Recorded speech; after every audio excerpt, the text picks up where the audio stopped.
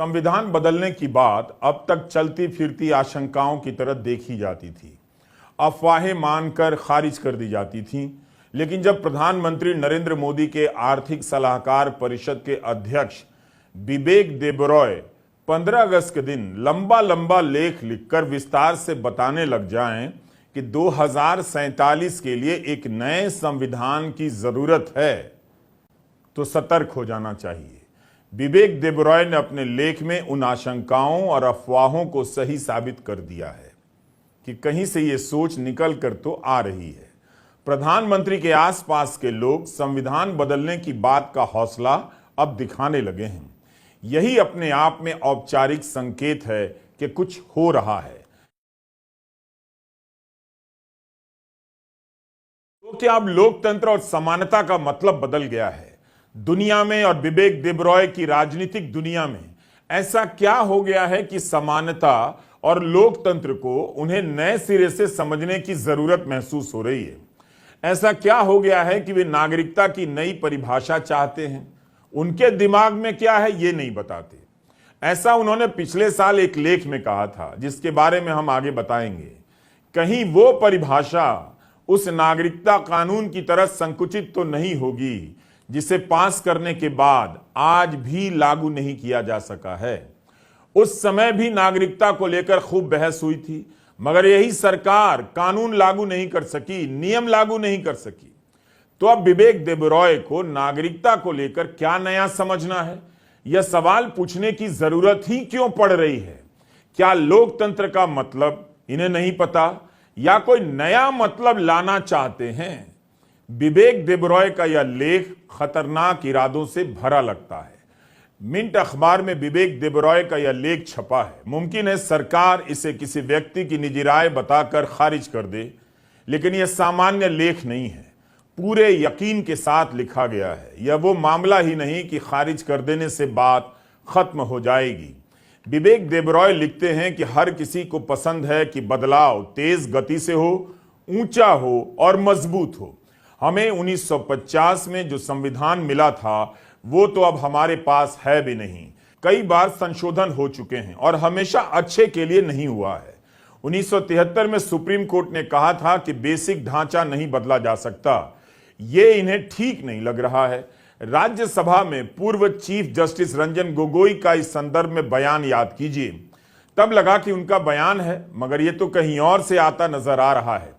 अब तो ये संविधान को भी औपनिवेशिक विरासत बता रहे हैं, जिसे आजाद भारत के लोगों ने बनाया है। कह रहे हैं कि संविधान ज्यादातर ब्रिटिश हुकूमत के बनाए गवर्नमेंट ऑफ इंडिया एक्ट 1935 पर आधारित है। अब कुछ संशोधनों से काम नहीं चलेगा, नया संविधान बनाना होगा, नई प्रस्तावना लिखनी होगी। यह सवाल पूछना होगा कि धर्मनिरपेक्ष, लोकतांत्रिक, न्याय, स्वतंत्रता और समानता का अब क्या मतलब है? तो 2024 के आते आते मोदी सरकार की वापसी का दावा और संविधान बदलने का हौसला, आप इन दोनों बातों को ध्यान से देखिए, मिलाकर देखिए। आजाद भारत के लोगों द्वारा बनाया गया संविधान अब औपनिवेशिक विरासत कहा जा रहा है। देखते देखते वो बात अब मेज पर लाकर सामने रख दी गई है जिसके बारे में अभी तक पीछे के दरवाजे से चर्चा हुआ करती थी। संविधान बदलने की बात को इससे बड़ी औपचारिक मुहर क्या हो सकती है कि प्रधानमंत्री के आर्थिक सलाहकार परिषद के मुखिया इस पर लिख रहे हैं, पुरजोर वकालत कर रहे हैं और मिंट अखबार छाप रहा है। कांग्रेस नेता जयराम रमेश ने कहा है कि संविधान बदलना आरएसएस का हमेशा से एजेंडा रहा है, भारत को सतर्क हो जाना चाहिए। यह उस संविधान सभा में चली बहसों का संकलन है जिसे बिबेक देबरॉय औपनिवेशिक विरासत कहते हैं। आप खुद देखिए कि छोटी छपाई के बाद भी इसके 8 मोटे मोटे खंड हैं। इन 8 खंडों के हजारों पन्ने हैं। संविधान सभा का गठन या उसके भीतर की बहस छिप छिपाकर नहीं की गई थी। 9 दिसंबर 1946 से लेकर 24 जनवरी 1950 तक हुई। राजेंद्र प्रसाद संविधान सभा के अध्यक्ष थे और doctor BR Ambedkar drafting committee के अध्यक्ष। इसके अन्य अध्यक्षों में Nehru, Patel, Alladi Krishnaswami Ayyar, B Pattabhi Sitaramayya, K M Munshi, GB Mavalankar, JB Kripalani, H C Mukherjee, Gopinath Bardoloi और ए बी ठक्कर शामिल थे। Doctor B R Ambedkar drafting committee के चेयरमैन थे। इन खंडों में हजारों पन्ने हैं और उन पन्नों पर एक एक शब्द है जो तब भी और अब भी जनता के लिए उपलब्ध है। इसके बनाने की पारदर्शिता बेजोड़ है। संविधान के पहले मसौदे को छापकर आम जन के बीच पहुंचाया गया ताकि इस पर लोगों की प्रतिक्रिया, सुझाव और आलोचना समिति तक पहुंच सके। इस पर मिलने वाले सुझावों को लेकर 4 बार बैठकें हुई और मसौदे में बदलाव कर फिर से छापा गया। 2 साल 11 महीने और 17 दिन की बहस के बाद भारत की संविधान सभा ने संविधान तैयार किया। जिस संविधान का एक एक पन्ना, एक एक शब्द आजादी का प्रतीक है, उसे ये गुलामी की विरासत बता रहे हैं। आजादी का इतिहास बदलने की बात करते करते आजादी से जुड़ी हर चीज पर किस तरह से हमला हो रहा है आप देखिए। कोशिशें लगती हैं कि आप आजादी को गुलामी कहने लग जाएं और ये जो कहना चाहते हैं उसे आजादी मान लें और संविधान बदल दें। वकील गौतम भाटिया की एक किताब आई है, अनसील्ड कवर्स, हार्पर कॉलिंस से छपी है हाल ही में।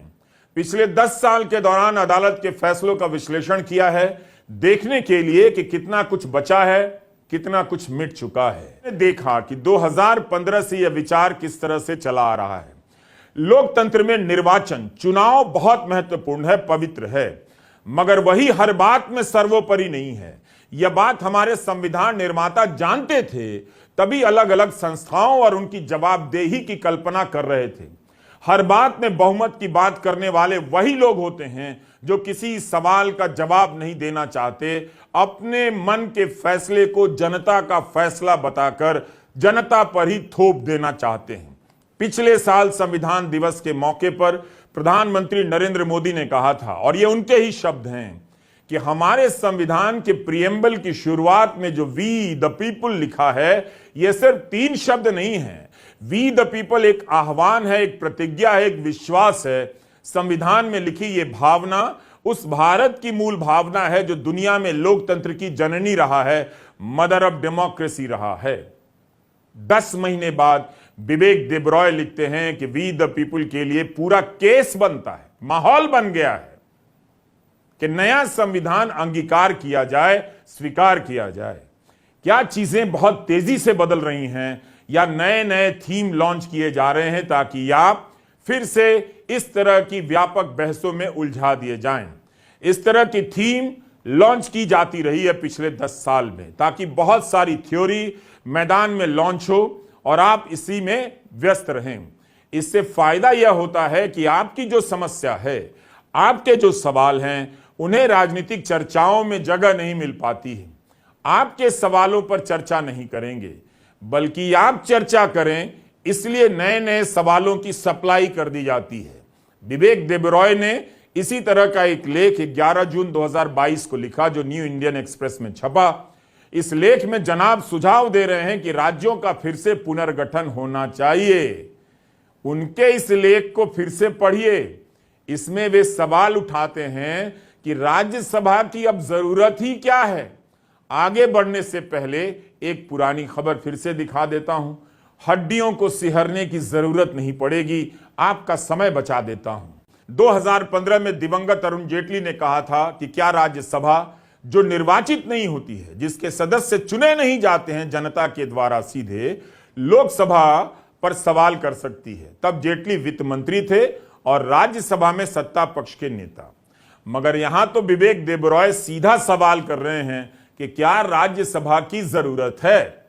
न्यू इंडिया का इरादा साफ है, ये बेसिक स्ट्रक्चर को बदलना चाहते हैं, जिसे बदलने से सुप्रीम कोर्ट ने रोक दिया है। विवेक देबरॉय कहते हैं कि कोर्ट का यह आदेश मौजूदा संविधान पर लागू होता है, जो नया बनेगा उस पर नहीं। तभी मैंने कहा कि यह अनायास लेख नहीं है। ऐसा नहीं कि किसी और ने चाहा और लिख दिया, काफी सोच समझकर लिखा गया है। इस लेख में विवेक देबरॉय आंकड़ा देते हैं कि कई देशों के संविधान की औसत उम्र 17 साल है और यह 2023 आ गया है। 1950 के बाद 73 साल हो गए हैं भारत के संविधान को। प्रधानमंत्री के आर्थिक सलाहकार परिषद के अध्यक्ष भारत के इस संविधान को लेकर कितने बेसब्र और बेचैन हैं। संविधान बदलना चाहते हैं, कह रहे हैं कि 1935 के गवर्नमेंट ऑफ इंडिया एक्ट पर आधारित है और यह औपनिवेशिक विरासत है। विवेक देबरॉय ने जब बेसिक स्ट्रक्चर बदलने के लिए नए संविधान की बात कही, तब आपका ध्यान कहां जाना चाहिए था? यह सवाल मैं आपसे कर रहा हूं और जवाब खुद भी दे रहा हूं।